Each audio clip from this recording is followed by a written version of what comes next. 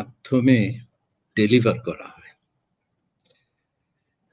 কাজে যে প্রশ্নটা প্রথমে দেখতে হবে যে পলিসি ডিজাইনটা এটা কি সোশ্যাল অবজেক্টিভের সাথে মিলে কিনা। এটাকে আমরা বলি প্রপোর্শনালিটি প্রিন্সিপাল, মানে is the policy proportional to the social objectives. আর দ্বিতীয় হচ্ছে যে পলিসি যাদের মাধ্যমে আমরা ডেলিভার করব তাদের ইন্টারেস্টের সাথে এটা মিলছে কিনা, যেটাকে আমরা ইকোনমিক জার্গনে বলি যে এটা ইনসেন্টিভ কম্প্যাটিবল কিনা। যারা দিবে তারা সেটা দিতে আগ্রহী হবে কিনা। এখন আমরা যে পলিসিগুলো দেখেছি গত 1 বছরে, সেখানে সবচেয়ে উল্লেখযোগ্য হলো যে ফাইন্যান্সিয়াল পলিসি, যেটা সাপোর্ট প্যাকেজেস হিসেবে দেওয়া হয়েছে। এখানে আমি একটা বিষয় একটু ক্লারিফাই করতে চাই যে এখানে এই যে ধরেন 4% অফ জিডিপি বা 1,20,000 বা 30,000 কোটি টাকা, লেটেস্ট ফিগারটা আমার জানা নাই, এটা কিন্তু অ্যাকচুয়ালি পলিসি না, এটা হলো একটা প্রেসক্রিপশন। যে সরকার বলে দিচ্ছে যে ব্যাংকদের এই বড় এন্টারপ্রাইজদের 30,000 কোটি টাকা দিতে হবে, ছোট এন্টারপ্রাইজদের 20,000 কোটি টাকা দিতে হবে, প্রি শিপমেন্ট ক্রেডিট এত দিতে হবে, কিন্তু এটা ব্যাংকের অর্থায়নেই হবে এবং এটা সব ঝুঁকিগুলো ব্যাংকের উপরে। কাজে এটা তো ডাক্তার যেমন প্রেসক্রিপশন দিয়ে আপনাকে বললেন আপনি ওষুধটা কিনে নেন, সার্জারিটা করেন, বাট দায়িত্ব কিন্তু আপনার। একটা অনেক সময় ইনফর্মড কনসেন্ট ফর্ম সাইন করতে হয়। আচ্ছা, ওইটা হলো প্রেসক্রিপশন। এখন পলিসি এখানে যেটা ছিল সেটা দুটো পলিসি ছিল। একটা হলো যে ইন্টারেস্টকে আমরা সাবসিডি দেব, আর দ্বিতীয় পলিসি যেটা ছিল সেটা হলো ব্যাংকের ফাইন্যান্সিংকে আমরা, বাংলাদেশ ব্যাংক রিফাইন্যান্সিং করবে। কাজে এখানে যদি আমি প্রপোর্শনালিটিটা জাজ করতে চাই তাহলে আমার আগে অবজেক্টিভের কথা ভাবতে হবে। সোশ্যাল অবজেক্টিভটা কি ছিল? সোশ্যাল অবজেক্টিভটা তো ছিল যে করোনার কারণে অর্থনীতির চাকা আগের মতো ঘোরানো সম্ভব হচ্ছে না, সে এবং এর ফলে যারা এফেক্টেড হয়েছে সে তার মধ্যে সবচেয়ে বেশি এফেক্টেড হয়েছে যারা কন্ট্যাক্ট ইন্টেন্সিভ সেক্টরস গুলোতে কাজ করে, এবং এখানে কর্মসংস্থানে একটা বড় আঘাত এসছে, সেটা ফর্মাল সেক্টরেও ইনফর্মাল সেক্টরেও। কাজে সোশ্যাল অবজেক্টিভ যেটা ছিল সেটা হলো এমপ্লয়মেন্টটাকে প্রোটেক্ট করা, এবং এমপ্লয়মেন্ট প্রোটেক্ট করতে গিয়ে আমরা যেমন একদিকে ক্যাশ ওয়ার্কিং ক্যাপিটাল সাপোর্ট দিয়েছি, গার্মেন্ট সেক্টরদের সরাসরি ওয়ার্কারদের অ্যাকাউন্টে টাকা গেছে, আবার স্মল মিডিয়াম এন্টারপ্রাইজ কুটির শিল্পের জন্য আলাদা ওয়ার্কিং ক্যাপিটাল সহায়তার ব্যবস্থা করা হয়েছে।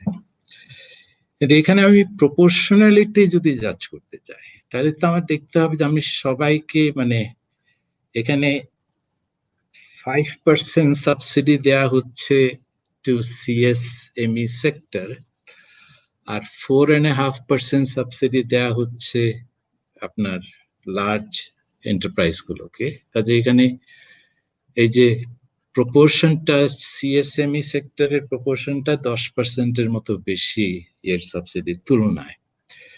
কিন্তু আমাদের যে এমপ্লয়মেন্টের যে জায়গাটা, সেখানে তো CSME sector beats the any other sector, formal sector by a multiple. এখানে তো আমরা একটা ডিসপ্রপোর্শনালিটি লক্ষ্য করছি যে সিএসএম এর যে সাবসিডি দেওয়া আছে সেটা এর তুলনায়, বড়দের তুলনায় তা আমার কাছে অনেক কম মনে হয়। এবং দ্বিতীয় যে ইনস্ট্রুমেন্টটা সেটা হলো রিফাইন্যান্সিং।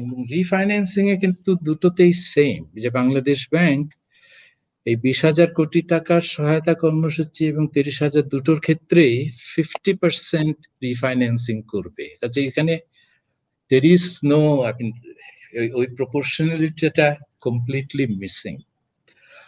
আর তৃতীয় দেখেন, আমরা করোনার পরে এপ্রিলের 1 তারিখ থেকে একটা ইন্টারেস্ট রেটের উপরে ক্যাপ বসিয়েছি, যেটা আগে থেকেই আলোচনা হচ্ছিল, সিদ্ধান্ত আগে থেকে হয়ে গেছিল, কিন্তু করোনার পরে এটা এসছে। এইটার সোশ্যাল অবজেক্টিভ কি ছিল? এটার সোশ্যাল অবজেক্টিভ তো ছিল যে সুদের হার যেটা বাজার দ্বারা determine, that is too high, double digit high লেভেলে, আমরা এটাকে সিঙ্গেল ডিজিটে নিয়ে আসতে চাই, যাতে করে এখানে ফাইন্যান্সিয়াল ইনক্লুশনটা বাড়ে। যারা ক্রেডিট বঞ্চিত হচ্ছে তারা যেন উচ্চ সুদের কারণে যারা ক্রেডিট নিতে পারছে না, তারা যেন ক্রেডিটটা পায়। কিন্তু এইটার যদি আপনি সোশ্যাল অবজেক্টিভের প্রপোর্শনালিটিটা মেজার করে দেখেন, তাহলে দেখবেন যে okay, before the ceiling and after the ceiling, এইখানে যারা, এই যে ধরেন সাপোজ আমি বিফোর দ্য সিলিং 15% রেটে লোন পেতাম এবং আফটার দ্য সিলিং এটা যেহেতু 9% করা দেওয়া যাচ্ছে, 9%, তাহলে আমি 6% এর একটা বেনিফিট পাচ্ছি। এই 6% এর বেনিফিট কার কাছে বেশি পৌঁছাবে? যে বেশি ঋণ নেয় তার কাছেই তো পৌঁছাবে। যে 100 টাকা ঋণ নিত সে 6 টাকা তার সেভিং হবে, যে 200 টাকা ঋণ নিত তার 12 টাকা সেভিং হবে। এখানেও তো যেটা আমাদের ব্যারিস্টার সাহেব প্রথমে বলেছেন যে এতগুলো 1 কোটির বেশি অ্যাকাউন্ট, এখানে বড়দের সংখ্যা তো 45%, মাত্র 43,000টা অ্যাকাউন্টে। কাজে ক্রেডিট ডিস্ট্রিবিউশনও তো আমাদের সেই প্রবলেম আছে। ক্রেডিট, উনি যে ডিপোজিট ডিস্ট্রিবিউশনের ইনইকুইটির কথা বলেছেন, ক্রেডিটের ক্ষেত্রেও তো আপনি সাইজ ডিস্ট্রিবিউশন যদি দেখেন, সেখানেও দেখবেন বড়দের কনসেন্ট্রেশন বেশি। কাজে এই যে ইন্টারেস্ট রেট সিলিং দিয়ে আমরা রেটটা কমিয়ে দিলাম, এটার বেনিফিট বেশি কারা পাচ্ছে?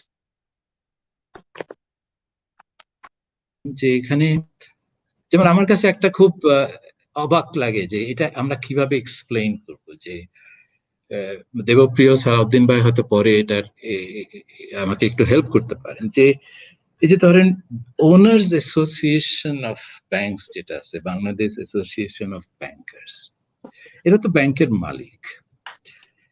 ব্যাংকের জন্য ইন্টারেস্ট রেট সিলিং এটা প্রাতিষ্ঠানিক লাভের দৃষ্টিতে এটা তাদের স্বার্থে না। তো মালিকরা কেন এই সিলিংটাকে এত স্ট্রংলি সাপোর্ট করবে? তো আমি যদি তাদের ব্যাংকের মালিক থেকে দৃষ্টি দিয়ে দেখি, তাহলে তো এটা এক্সপ্লেইন করা, ইট লুকস সুইসাইডাল, আত্মঘাতী একটা সিদ্ধান্তের মতো মনে হয়।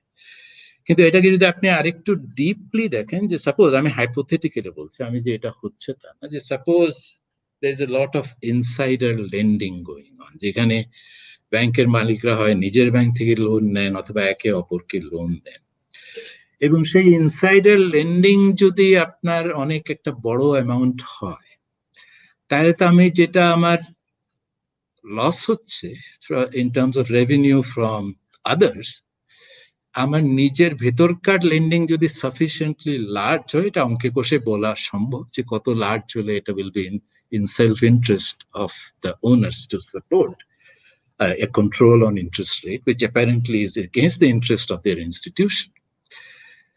তো সেখানেও তো আমরা একটা ডিসপ্রপোর্শনালিটি দেখতে পাচ্ছি। এই ধরনের ইনসাইডার লেন্ডিং যদি ব্যাপক হারে চলে থাকে, তাহলে তো এই ইন্টারেস্ট রেট সিলিং এর বেনিফিটটা, সেভিংটা, ইন্টারেস্ট কস্ট সেভিং এর বেনিফিটটা কারা পাবে? যারা এই বেশিরভাগ ঋণের সুবিধাটা পাচ্ছে। কাজে এইখানে হচ্ছে পলিসিতে একটা ডিসপ্রপোর্শনালিটি আছে। একই ডিসপ্রপোর্শনালিটি আপনি যদি সামাজিক সুরক্ষা কার্যক্রমের পলিসিগুলো দেখেন, সেখানে you just compare the size, যে ক্যাশ ট্রান্সফার প্রোগ্রামস যেগুলো নেওয়া হয়েছে, যেগুলো আরবান ইনফর্মাল সেক্টরের জন্য নেওয়া হয়েছে, এবং এর আগে খাদ্যভিত্তিক সাহায্য কর্মসূচি যেগুলো নেওয়া হয়েছে, এগুলিকে অন্যান্য সহায়তা কর্মসূচি যেগুলোর সাথে তুলনা করে দেখেন, এগুলোর সাইজ কিন্তু ভেরি ভেরি স্মল। মানে প্রয়োজন যে নিডি পপুলেশন যেটা আছে তার তুলনায় ভেরি স্মল। এবং এটার ইমপ্লিমেন্টেশন রেট যদি আপনি দেখেন, implementation rate is even smaller. কাজে আমার বটম লাইন হলো, ফার্স্ট পয়েন্ট, যে পলিসি রেসপন্স আমরা যেটা দেখেছি, this are not proportional to the stated social objectives. আর দ্বিতীয় যেটা ইনসেনটিভ কম্প্যাটিবিলিটির কথা বললাম, সেখানে যদি আমরা পলিসিটাকে দেখি, আপনি রিফাইন্যান্সিং যেটা করা হচ্ছে, এটা সুদের হারটা দেখেন, সুদের হারটা 4% ফর অল প্যাকেজেস। এখন আমি স্মল কুটির শিল্প অস্তিত্বের সংকটে আছে, তারা গত বৈশাখীর বাজার মিস করেছে, ঈদের বাজার মিস করেছে, কোরবানির বাজার মিস করেছে, আবার মিস করতে যাচ্ছে, এই বৈশাখীর বাজার মিস করবে, আবার ঈদের বাজার মিস করতে যাচ্ছে।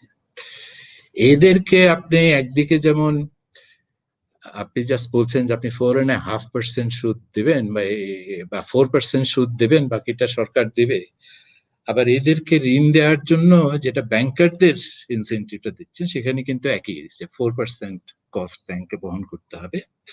এখানে আরেকটা প্রশ্ন উঠেছিল যে ঝুঁকিটা কার ঘাড়ে থাকবে, এবং তারপরে সরকার একটা গ্যারেন্টি স্কিম এই স্মল প্যাকেজের জন্য ইন্ট্রোডিউস করেছিল, কিন্তু ওই গ্যারেন্টি স্কিমটা এত জটিল হয়ে গেছে যে এইটাতে খুব বেশি ব্যাংকাররা আগ্রহ প্রকাশ করেন না, কাজে ওইটাও আমরা ঠিক ইনসেন্টিভ কম্প্যাটেবল করতে পারি নাই।